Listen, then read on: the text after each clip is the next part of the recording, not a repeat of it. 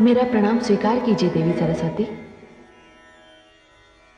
आइए देवी लक्ष्मी, आपके आगमन से ब्रह्मलोक धन्य हुआ। आपका स्वागत है, आसन ग्रहण कीजिए। धन्यवाद। धन्यवाद देवी सरस्वती। जन कल्याण के कार्यों में इतनी व्यस्त रहती हूं कि कहीं आने जाने का समय ही नहीं मिलता। अब क्या करूं, मेरा नाम ही लक्ष्मी है, धन और वैभव की देवी हूं। सारा विश्व आदर करता है मेरा, घर घर में मेरा स्वागत होता है। जहां जहां पहुंच जाती हूं, सुख, संपत्ति और वैभव अपने आप पहुंच जाते हैं वहां। यह सत्य है देवी कि आप सुख, संपत्ति और वैभव की देवी हैं। यह भी सत्य है कि घर घर में आपका स्वागत होता है। किंतु क्या देवी सरस्वती? किंतु आप कहीं टिकती नहीं, स्थिरता नहीं है आप में। इसलिए तो संसार आपको चंचला कहता है। क्षणे रुष्टा क्षणे तुष्टा। आप एक क्षण में रुष्ट हो जाती हैं और एक क्षण में तुष्ट। आज आप यहां हैं तो कल वहां। किंतु मैं ऐसी नहीं हूं। मैं तो ज्ञान और विद्या की देवी हूं। मैं एक बार जिस मंदिर में प्रवेश कर जाती हूं, वहां सदा के लिए स्थापित हो जाती हूं। किंतु मेरे बिना किसी को जीवन का सुख नहीं मिलता। मैं धन हूं देवी सरस्वती, और निर्धनता सबसे बड़ा अभिशाप है। धन तो मैं भी हूं देवी लक्ष्मी। अंतर इतना है, आपका दिया हुआ धन तन के लिए है और मेरा दिया हुआ धन मन के लिए है। आपका दिया हुआ धन कोई भी चुरा सकता है, छीन सकता है, किंतु मैं तो विद्या हूं, ज्ञान हूं। मुझे ना तो कोई चुरा सकता है, ना छीन सकता है। और सबसे बड़ी बात तो यह है कि मेरा दिया हुआ धन जितना भी बांटिए उतना ही बढ़ता है। देवी सरस्वती, आप जानती हैं राजा को राजा क्यों कहते हैं? क्योंकि उसके पास मैं हूं।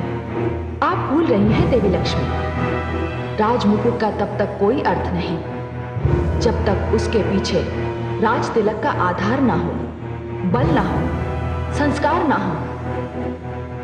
और राज तिलक के पीछे शक्ति होती है मंत्र की, विद्या की, ज्ञान की। और सत्य तो यह है देवी लक्ष्मी कि जिसके पास मेरी दी हुई बुद्धि की शक्ति ना हो, उसके पास आपका दिया हुआ धन भी नहीं रह सकता। देवी सरस्वती, आपके पास थोथे शब्दों की कमी नहीं, आप तो बस वाणी ही वाणी हैं। देवी लक्ष्मी,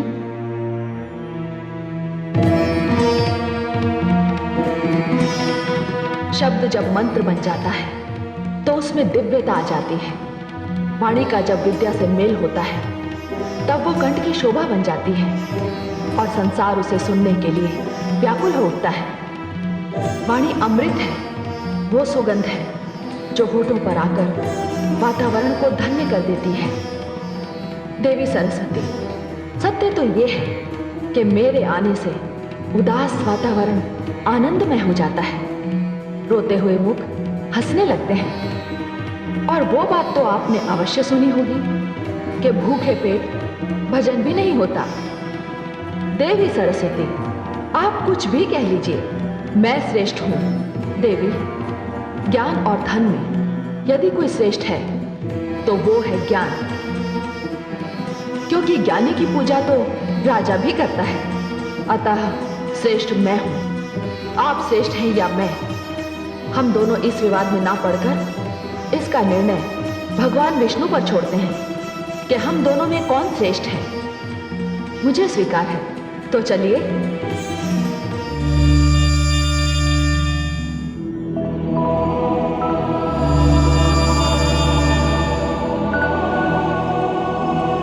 प्रणाम देवी सरस्वती। प्रणाम। अरे देवी गंगा तो पहले से ही यहां उपस्थित है।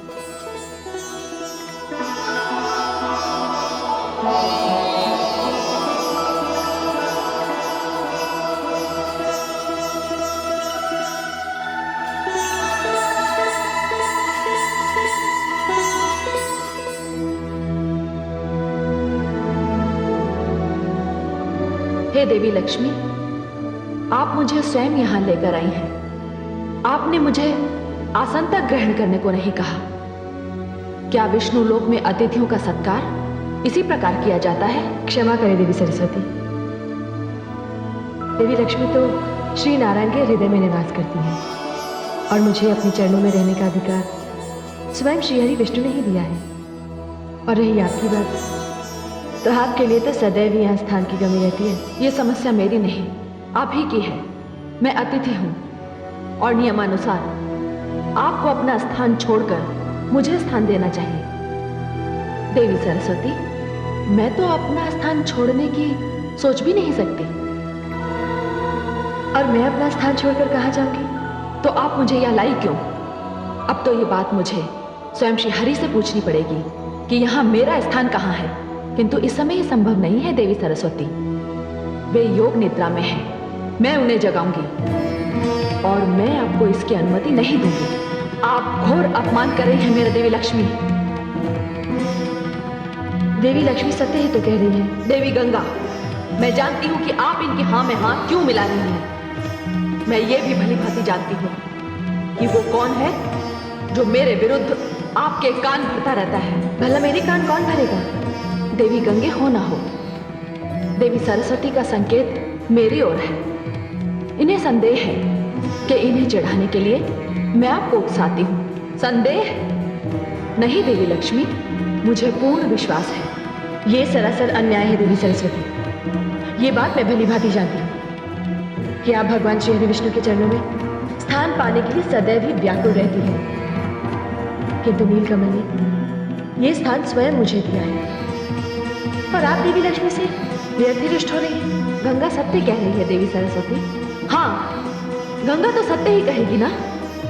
मैं आप दोनों के षड्यंत्र को, इस अभिनय को भली भांति जानती हूँ।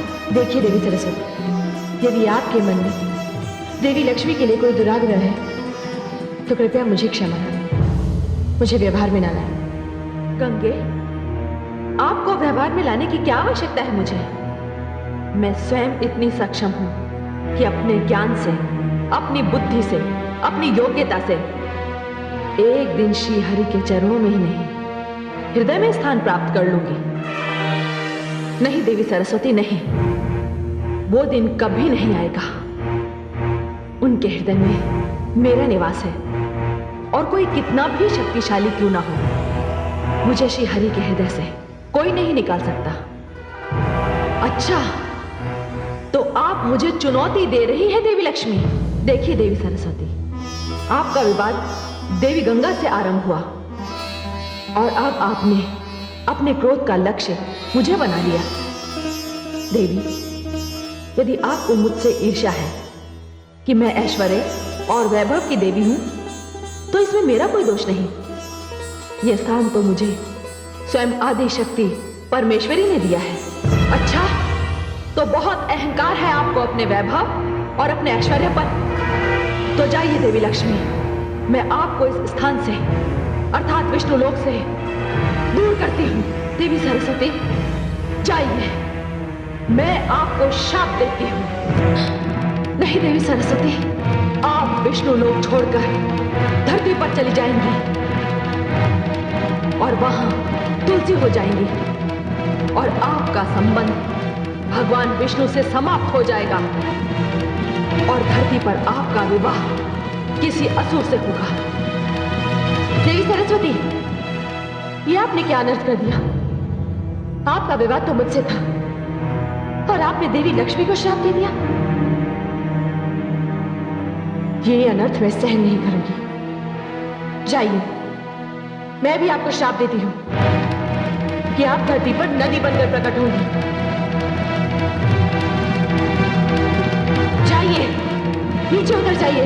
देवी गंगे, आपने देवी लक्ष्मी के लिए मुझे श्राप दिया, तो मैं भी आपको श्राप देती हूं कि अब आप श्री हरि के चरणों से निकलकर धरती पर नदी बनकर उतरेंगी और अधिक से अधिक पापियों के संपर्क में आएंगी। आप पापियों से घिरी रहेंगी।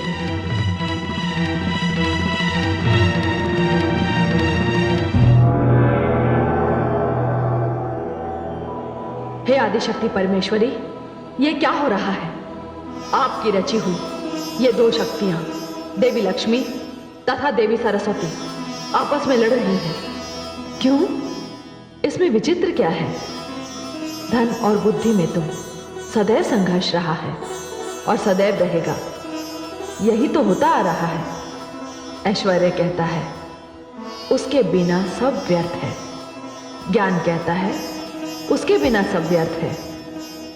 श्रेष्ठता का ये युद्ध ना कभी रुका है और ना कभी रुकेगा। किंतु हे आदिशक्ति परमेश्वरी, इसका परिणाम क्या होगा? ये तीनों देवियां जाएंगी कहां? हे महाकाली, इसके लिए तो पृष्ठभूमि बहुत पहले से बन चुकी है। मैं आपका तात्पर्य नहीं समझी देवी परमेश्वरी, मैं तुम्हें समझाती हूं। वो देखो, वन में एक राजा कितनी कठिन तपस्या कर रहा है। इस राजा का नाम है धर्मध्वज। ओम श्री लक्ष्मी देवाय नमः। ओम श्री लक्ष्मी देवाय नमः। ओम श्री लक्ष्मी देवाय नमः। ओम श्री लक्ष्मी देवाय नमः। ओम श्री लक्ष्मी देवाय नमः। ओम श्री लक्ष्मी देवाय नमः। ओम श्री लक्ष्मी देवाय नमः। ओम श्री लक्ष्मी देवाय नमः। ओम श्री लक्ष्मी देवाय नमः। ओम श्री लक्ष्मी देवाय नमः। ओम श्री लक्ष्मी देवाय नमः। ओम श्री लक्ष्मी देवाय नमः। हे देवी परमेश्वरी, ये तो देवी लक्ष्मी की तपस्या कर रहा है। ये धर्मध्वज क्या चाहता है? हे देवी, इसकी कोई संतान नहीं है और वो देवी लक्ष्मी को संतान रूप में प्राप्त करना चाहता है। सच पूछो तो मेरी भी यही इच्छा थी कि ये देवियां स्वर्गलोक से पृथ्वी पर जाएं और पृथ्वी निवासियों के काम आए। हे देवी परमेश्वरी, ये कैसे होगा? देवी लक्ष्मी पृथ्वी पर तुलसी बनकर जन्म लेगी। देवी सरस्वती एक कल्याणकारी जलधारा के रूप में प्रकट होंगी और देवी गंगा को भागीरथ नाम का एक महान तपस्वी राजा धरती पर उतार कर ले जाएगा। हे देवी परमेश्वरी, यह सब आपकी इच्छा से हो रहा है। आपकी लीला अपरंपार है। मैं भी देखती हूं पृथ्वी पर उतरकर ये देवियां क्या करती हैं। किंतु इस समय तो देवी लक्ष्मी अपने शाप को लेकर बड़ी चिंतित हैं।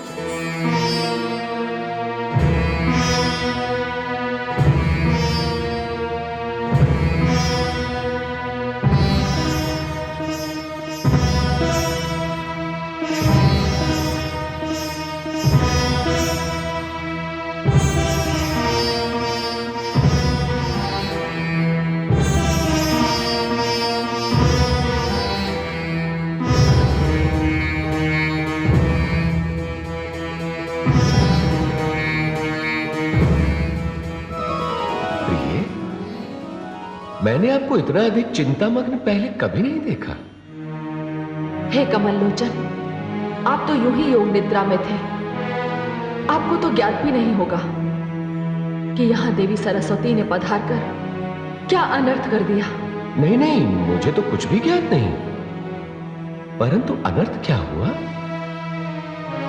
हे कमल लोचन, कहां मैं और कहां वो, और वो मुझे शाप देकर चली गई।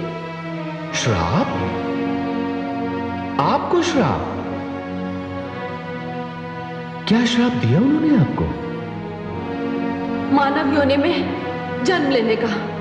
प्रिय, ये तो कोई श्राप ना हुआ, ये तो विधि ने पहले से ही रच रखा है।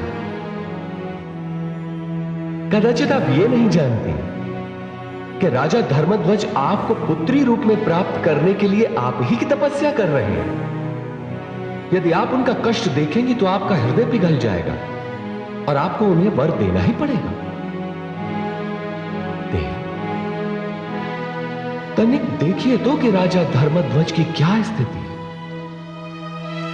वन में तपस्या करते करते उनके शरीर पर धूल मिट्टी ने अपना डेरा जमा रखा है।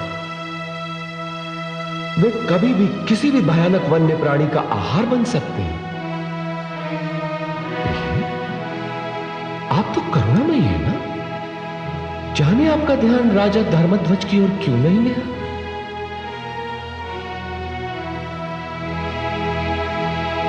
ओम श्री लक्ष्मी देवाय नमः। ओम श्री लक्ष्मी देवाय नमः। ओम श्री लक्ष्मी देवाय नमः। ओम श्री लक्ष्मी देवाय नमः। ओम श्री लक्ष्मी देवाय नमः। ओम श्री लक्ष्मी देवाय नमः। ओहो, हे कमल लोचन, महाराज धर्मध्वज तो सचमुच बड़े कष्ट में हैं। उनकी ये दशा देखी नहीं जा रही है मुझसे।